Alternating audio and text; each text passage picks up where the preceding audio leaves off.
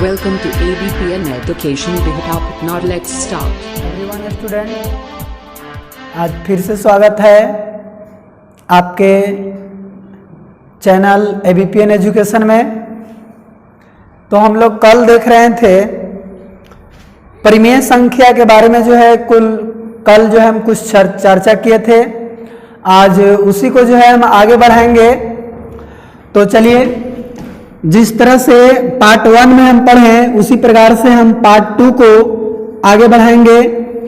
और इसमें जो है हम परिमेय संख्या और अपरिमेय संख्या, परिमेय संख्या का मतलब क्या, इसको इंग्लिश में बोलते हैं रेशनल नंबर, रेशनल नंबर। और एक बताए थे दूसरा अपरिमेय संख्या, अपरिमेय संख्या, अपरिमेय संख्या। और इसको बोलते हैं इरेशनल नंबर, इरेशनल नंबर।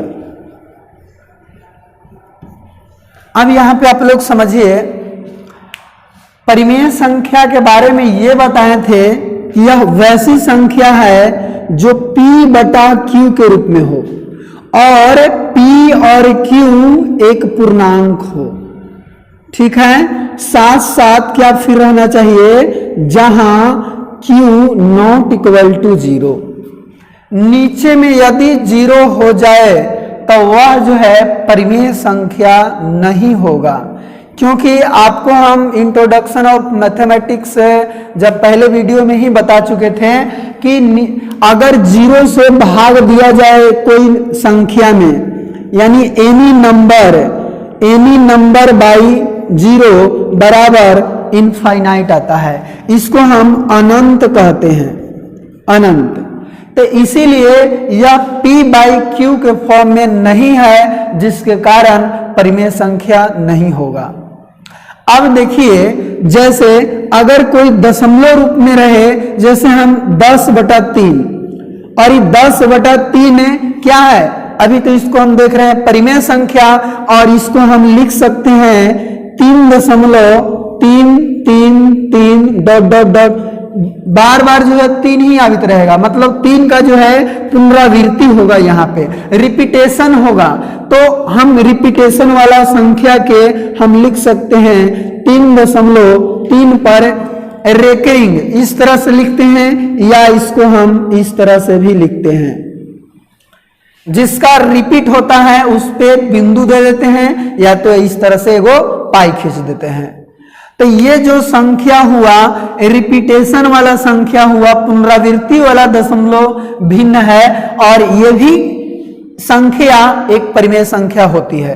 क्योंकि यह जो है देखिए, तो इसको बटा में ही लिखे हैं। लेकिन बात यहां पर आती है √2 को।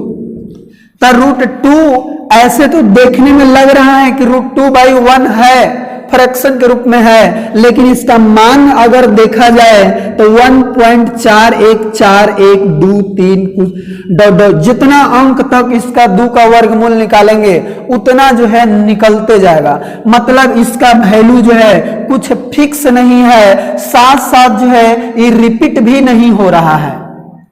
यानी जो संख्या का दशमलव मान रिपीट भी ना हो और बार बार जो है आगे तक बढ़ते जाए, वैसी संख्या परिमेय संख्या नहीं होती है।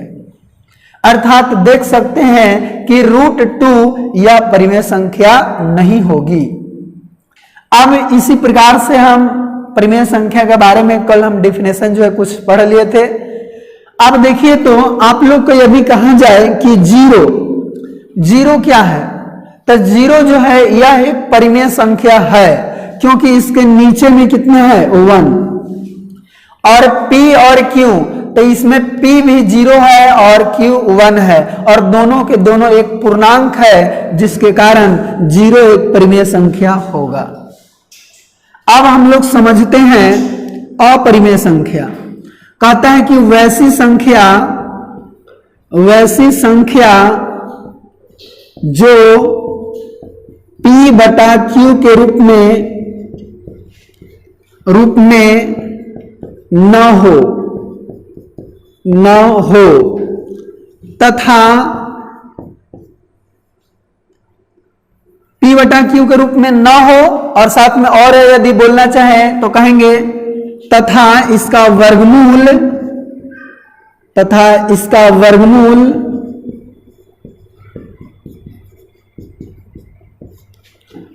पूरा ना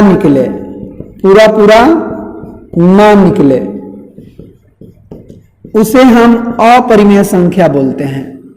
ठीक है, जैसे अगर हम बात करें, अभी हम बात किए √2 के, तो √2 देखें कि 1.414 तो हम लोग यह वैल्यू जो जानते हैं 3 अंक तक ही जानते हैं, लेकिन इसका वैल्यू जितना अंक तक जो वर्गमूल निकालेंगे उतना जो है इसका वैल्यू बनते जाएगा।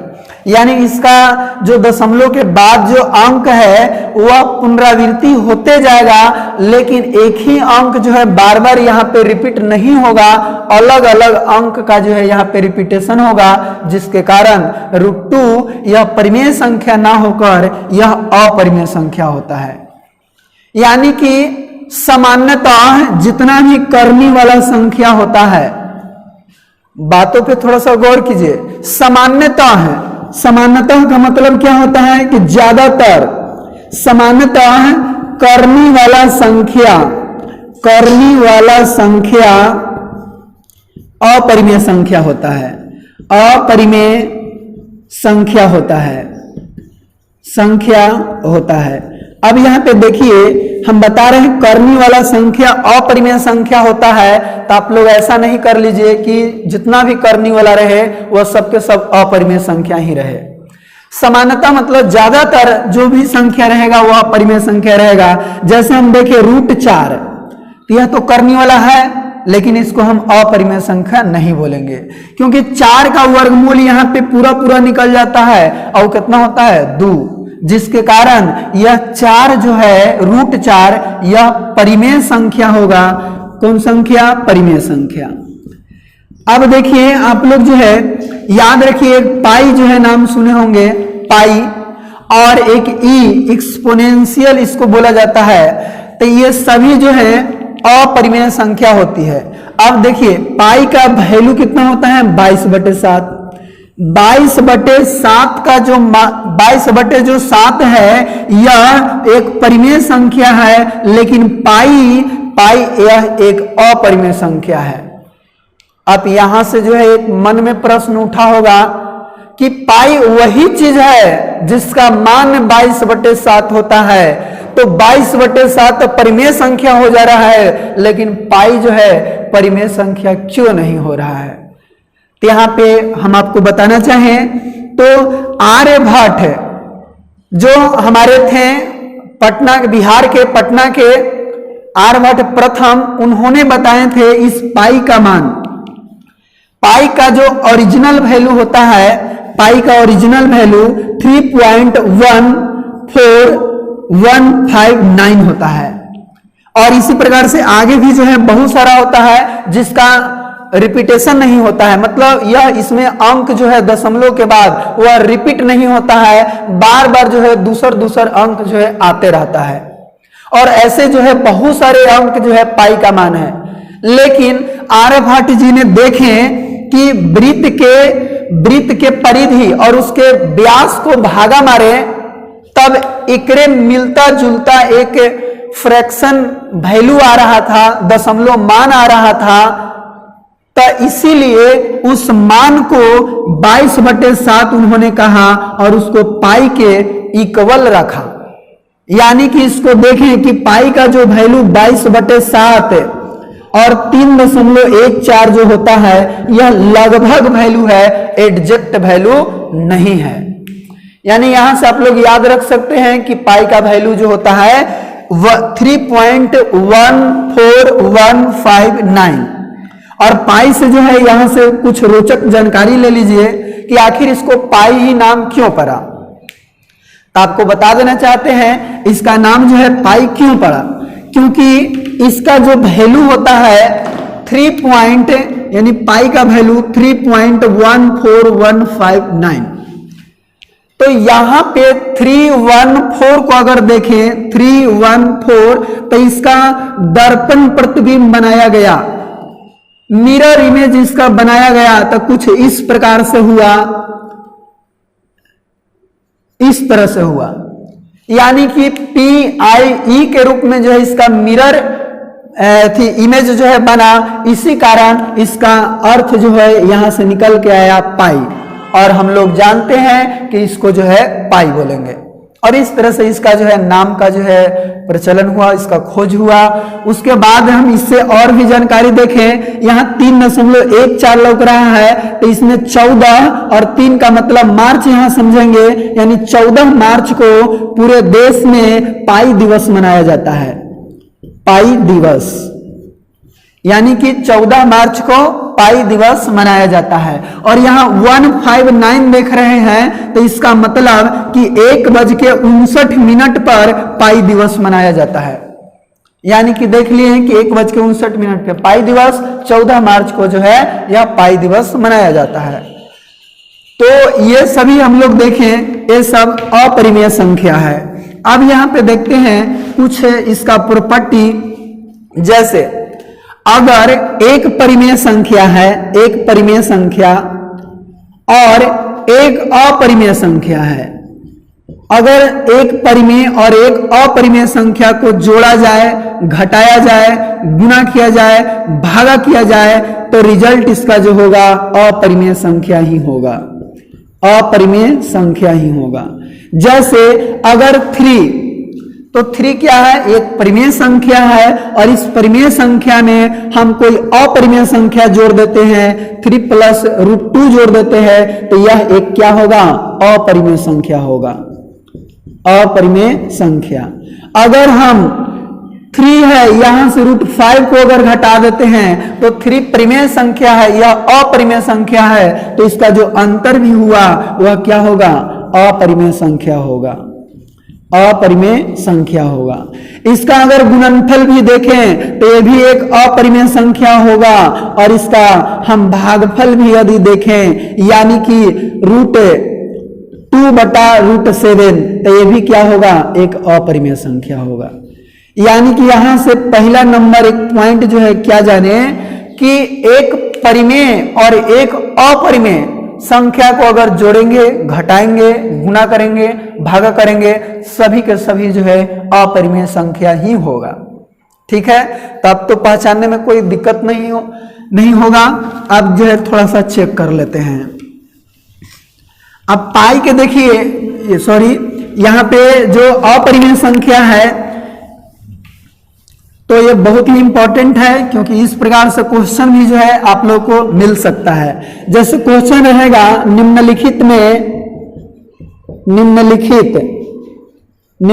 में कौन परिमेय संख्या नहीं है, परिमेय संख्या नहीं है।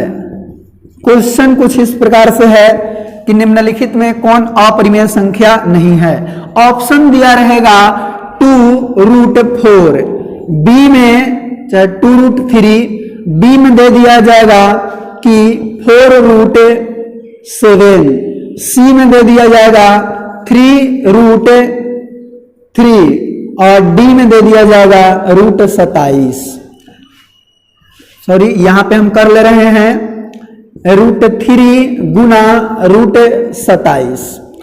अब यहां पे देखिए कहता है कि कौन जो है इसमें परिमेय संख्या नहीं है।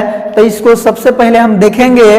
अगर जो है सीधा सीधे जो रट्टा मारे वाला रहते हैं वो क्या करते हैं, डायरेक्ट वो परिमेय संख्या नहीं है, तब परिमेय संख्या नहीं है मतलब रूट वाला जो भी है उसको मार दो, तो रूट वाला शुरू बार में भेटा जाएगा और उसको मार देगा, जो कि गलत है।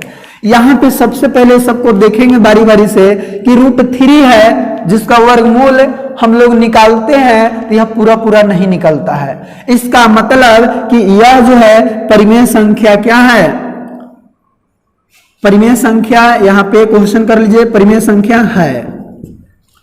तो यहाँ पे देखिए परिमेय संख्या क्या है क्वेश्चन की कौन परिमेय संख्या है, तो √3 है और यहाँ 2 परिमेय संख्या है। तो परिमेय और अपरिमेय संख्या के गुणनफल अपरिमेय संख्या होगा, तो यहाँ पर ये जो होगा ऑप्शन तो होगा नहीं। इसको देखें तो ये भी अपरिमेय संख्या है, ये परिमेय संख्या है, तो ये भी ऑप्शन नहीं होगा। 3√3 ये भी नहीं होगा। लेकिन यहाँ पे देखिए 3 और √27 को हम लिख सकते हैं 3√3 और 3 √3 में √3 से गुना करेंगे 3 हो जाएगा और 3 तिहाई 9, जो कि यह एक परिमेय संख्या है। इसी कारण इसका करेक्ट आंसर होगा ऑप्शन नंबर डी होगा। ठीक है, तो आप लोग इतना यदि समझ गए होंगे तो हम आगे बढ़ते हैं। अब देखिए कहेगा दो अपरिमेय संख्या का गुणनफल क्या सदैव एक अपरिमेय संख्या ही होगी? तो आप लोग कहिए कि नहीं। यानी दो अपरिमेय संख्या, दूसरा नंबर पॉइंट में जानिए, दो अपरिमेय संख्या के गुणनफल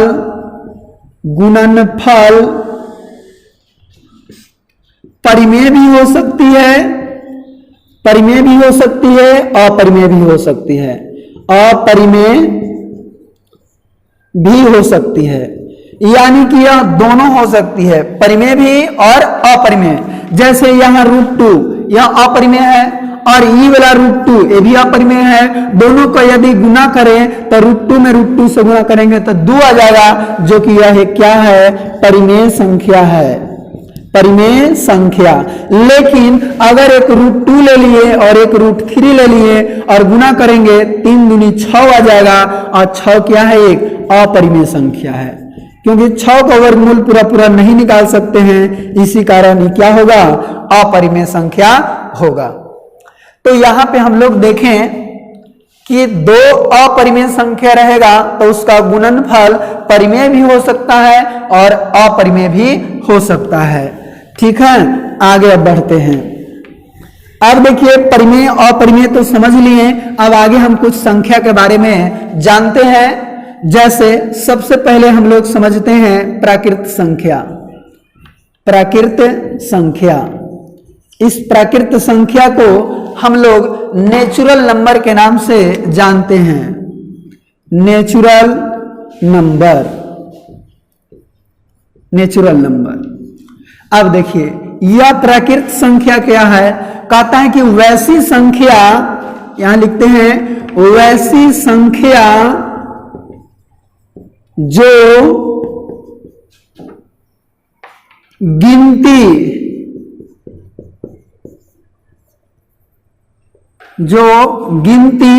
में प्रयोग की जाती है, प्रयोग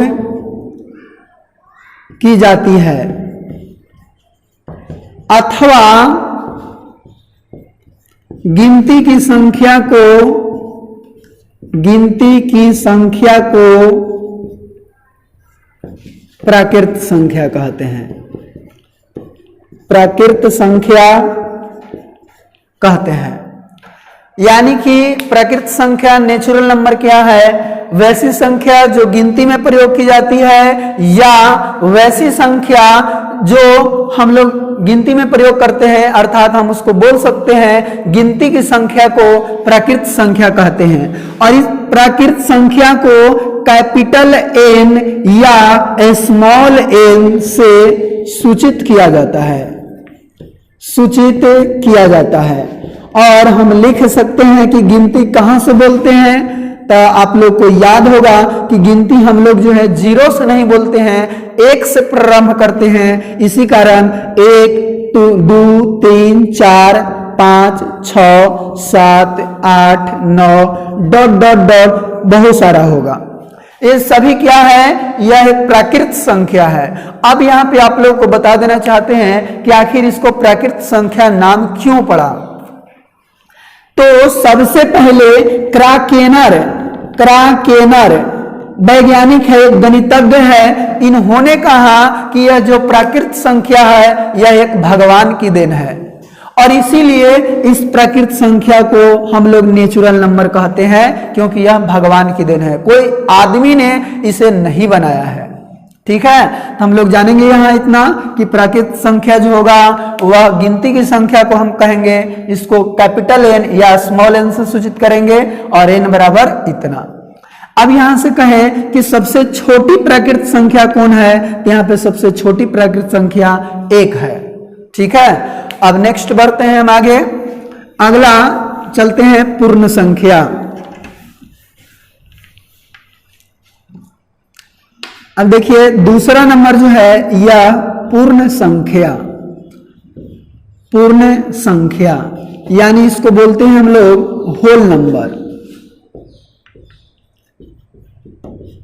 ये क्या है, कहता है कि गिनती के परिवार में या प्राकृत संख्या के परिवार में जीरो शामिल हो जाए उसे पूर्ण संख्या कहते हैं, पूर्ण संख्या कहते हैं। और तथा इसे W से सूचित किया जाता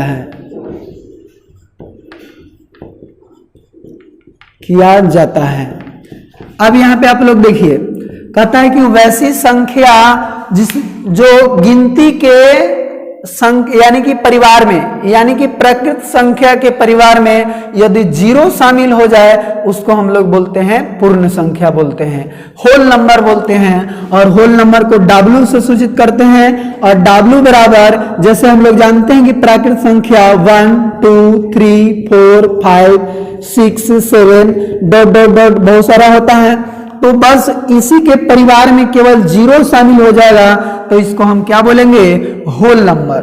और होल नंबर कहां से शुरुआत होगा, तो हम लोग कहेंगे कि होल नंबर जो शुरुआत होगा यानी कि जीरो से शुरुआत होगा, यानी सबसे छोटी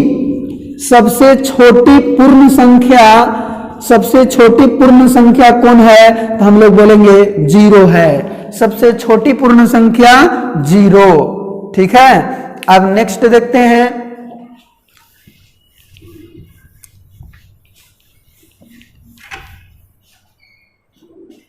अगला जो है पूर्णांक संख्या। पूर्णांक संख्या, क्योंकि इस चैप्टर में जो है पूरे संख्या के बारे में हम लोग को जानना है। इंटीजर नंबर, इंटीजर नंबर ये कहता है कि वैसी पूर्ण संख्या जो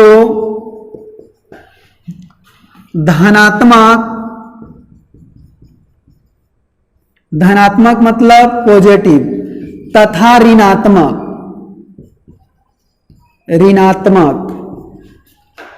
मतलब निगेटिव, दोनों तरह का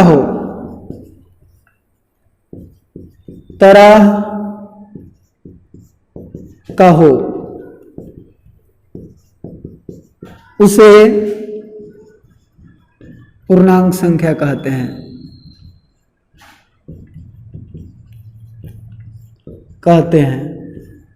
अब देखिए यहां पे, और इसे प्रायः हम I से सूचित करते हैं, I से सूचित किया जाता है। ठीक है, और इसमें जो है देखिए I से कभी कभी जो है आपको ऐसा मिलेगा, जो प्लस वाला होगा वो I प्लस से सूचित करा जाएगा, माइनस वाला होगा उसको I माइनस से सूचित किया जाएगा। तो यहाँ पे आप लोग ध्यान दीजिएगा। अब देखिए कहता है कि यह भी एक क्या है, पूर्ण संख्या ही है, लेकिन इसमें प्लस और माइनस दोनों प्रकार के होगा, उसको हम लोग क्या बोलेंगे, पूर्णांक संख्या बोलेंगे, और इसको I से सूचित करेंगे। जैसे 0 1 2 3 4 5 6 7 8 डॉट डॉट डॉट, ये सभी क्या है, तो इस सभी को हम लोग बोलेंगे पूर्ण संख्या, लेकिन यह धनात्मक पूर्ण संख्या है। इसी प्रकार से अगर ऋणात्मक भी पूर्ण संख्या हो गया तो उसी को पूर्णांक संख्या कहेंगे। अर्थात इसको हम बोलेंगे इधर -1 -2 -3 -4 -5 -6 डॉट डॉट डॉट, एकदम पूरा इन्फिनाइट तक जाएगा। ठीक है, अनंत तक। तो ये सभी क्या होगा, तो ये सभी के सभी को हम बोलेंगे पूर्णांक संख्या। इसको संख्या रेखा पर दर्शाएं, यदि संख्या रेखा पर यानी नंबर लाइन पर, तब देखिए नंबर लाइन, तो नंबर लाइन पे दर्शाते कैसे हैं? तो सबसे पहले एक नंबर लाइन बनाएंगे। नंबर लाइन मतलब इस तरह से होगा और बीच में जो होगा जीरो होगा, बीच में जीरो, और इधर जो लेफ्ट साइड होगा यानी लेफ्ट साइड जो होगा वह निगेटिव वैल्यू होगा और राइट साइड जो होगा, राइट साइड वह पॉजिटिव वैल्यू होगा, पॉजिटिव वैल्यू। जैसे अगर हम बात करें यहाँ पे तो इधर जो होगा -1, -2, -3, -4, -5, -6, -7 इस प्रकार से होगा। इधर होगा 1, 2, 3, 4, 5, 6, 7, 8, 9, 10 इस प्रकार से इधर होगा। यानी कि जो इस प्रकार से जो होता है इसी को बोलते हैं संख्या रेखा नंबर लाइन। और नंबर लाइन में हम बीचों बीच में जीरो देते हैं और जीरो के लेफ्ट साइड निगेटिव वैल्यू और जीरो के इधर साइड जो होगा, राइट साइड जो होगा वह पॉजिटिव वैल्यू होगा। अब यदि हमको क्वेश्चन कहे, क्वेश्चन इसमें कहे हम लोग को कि -3 को संख्या रेखा पर दर्शाएं, -3 को संख्या रेखा पर निरूपित करें। तो देखिए अगर संख्या रेखा पर इसको निरूपित करना है, सबसे पहले एक नंबर लाइन बनाएंगे, बीच में जीरो, इधर में +1, +2, +3, +4, इधर में -1, -2, -3। हम लोग को -3 के संख्या रेखा पर दर्शाना है, इसीलिए यहां पे कहेंगे कि -3, यानी कि -3 यहां पे दर्शा चुके हैं। अब इसी प्रकार से जो आता है हम लोग को जोड़ घटाव भी, जैसे जोड़ना घटाना भी है तो इस संख्या रेखा के माध्यम से हम लोग जोड़ घटा सकते हैं। जैसे यहाँ पे जो लेफ्ट साइड होता है वह बताता है घटते क्रम। जैसे देखिए यहाँ पे कुछ हम नंबर लाइन पढ़े, यहाँ 0, -1, -2, -3, -4, इधर 1, 2, 3, 4, 5, 6। तो यहाँ पे ध्यान देंगे कि जो लेफ्ट साइड होगा, लेफ्ट साइड जाएंगे तो घटेगा, इधर आएंगे तो घटेगा, और राइट साइड आएंगे, इधर की ओर आएंगे तो बढ़ेगा, इधर की ओर आएंगे तो बढ़ेगा, इधर की ओर जाएंगे तो घटेगा। और क्वेश्चन यहाँ पे कहे कि -3 + 2, तो प्लस जो है बढ़ने का संकेत देता है और माइनस जो है घटने का संकेत देता है। जैसे अगर ऊपर की ओर प्लस मतलब ऊपर उठेंगे, माइनस मतलब नीचे उठेंगे, और इधर अगर कहे तो माइनस मतलब लेफ्ट साइड जाएंगे और प्लस कहेगा तो राइट साइड जाएंगे। अब देखिए तो -3, तो सबसे पहले देखेंगे -3 है कहाँ, तो यहाँ पे है, तो इसको हम कहेंगे -3। यहाँ पे अब कहता है +2 यानी कि 2 आगे बढ़ो, तो हम कहेंगे 1 2, यहाँ पे आ गया और यहाँ पे क्या है -1, अर्थात इसका आंसर -1। अब इसी प्रकार से आ गया कि -3 + 2 -1 + 4 -3, इतना को करना है। तो इतना को हल करेंगे तो क्या होगा, तो नंबर लाइन पर ही हम कर सकते हैं। जैसे -3 तो कहेंगे -3 कहाँ है, यहाँ। फिर कहता है +2 यानी आगे की ओर बढ़े रही, कह रहा है इधर की ओर राइट साइड। प्लस का मतलब यहाँ याद रखिए, प्लस मतलब राइट साइड जाने का संकेत, माइनस मतलब लेफ्ट साइड जाने का संकेत देता है।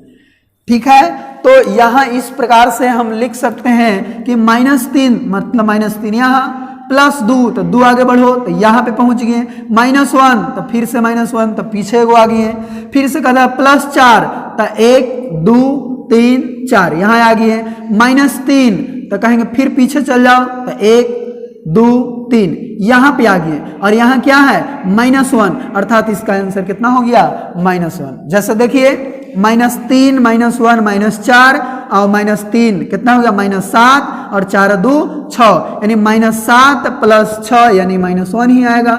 और इससे भी हम नंबर लाइन पर भी इसको बनाएं तो कितना आया, यहाँ पे -1 ही आया। तो यहाँ पे देखिए हम नंबर लाइन पर कितना बड़ा जोड़ घटाव अगर रहे किसी भी रूप में, वह रहे तो उसको हम नंबर लाइन पे बना सकते हैं। एक और जो है एग्जाम्पल के माध्यम से आप लोगों को बताते हैं 0 1 2 3 4 5 और यहाँ पे -1 -2 -3 -4 -5। क्वेश्चन कह दिया -5 + 3 -2 -8।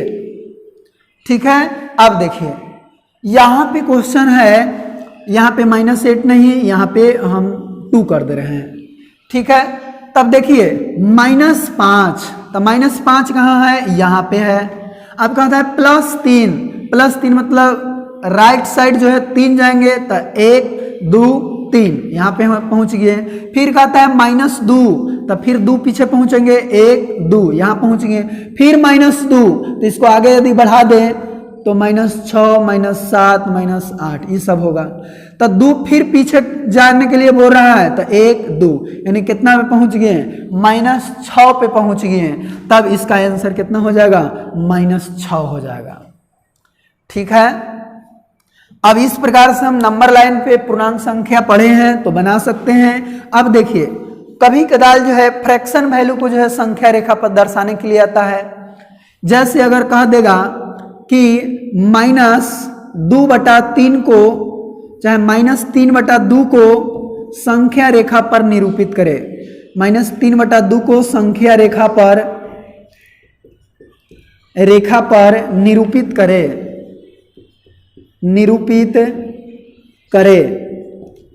तो यहाँ पे देखिए फिर हम सिलेबस स्टार्ट करेंगे, प्रश्न बनवाएंगे, उस समय भी जो है हम इस पे काफ़ी जो है चर्चा करेंगे। तो अभी जो है थ्योरी के रूप में कुछ हम कॉन्सेप्ट दे रहे हैं ताकि जो है उस समय फिर याद आए इसका। अब देखिए -3/2 को संख्या रेखा पर दर्शाना है तो कहेंगे बीच में 0, इधर में -1 -2 -3 -4, इधर में +1 2 3 4 और कितना होगा 5। अब देखेंगे -3/2 का मतलब होता कितना है, तो हम देखें तो -1.5 होता है। -3/2 का मतलब -1.5, तो माइनस है तो 0 के लेफ्ट साइड में जाएंगे तो 0 के लेफ्ट साइड में 1 है और आधा और बढ़ना है, 0.5 और बढ़ना है, मतलब यहाँ आ जाएंगे। तो यहाँ इस प्रकार से लिख सकते हैं -3/2। यह जो है इस प्रकार से हम लिखें तो संख्या रेखा पे निरूपित हो गया है। चलिए अब जो है आगे फिर इसका चर्चा करेंगे, अभी यहाँ पे इसको बंद करते हैं। अब देखिए उसके बाद सम संख्या, तो सम संख्या अर्थात इसको बोलते हैं हम लोग इवेन नंबर। तो इवेन नंबर क्या है, तो कहता है कि वैसी संख्या, यानी कि लिख दे रहे हैं यहाँ पे वैसी संख्या जो 2 से यहाँ इधर लिख देते हैं वैसी संख्या जो 2 से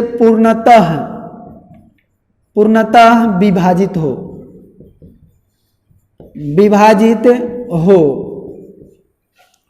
उसे क्या बोलेंगे हम लोग, सम संख्या। उसे सम संख्या कहते हैं, संख्या कहते हैं।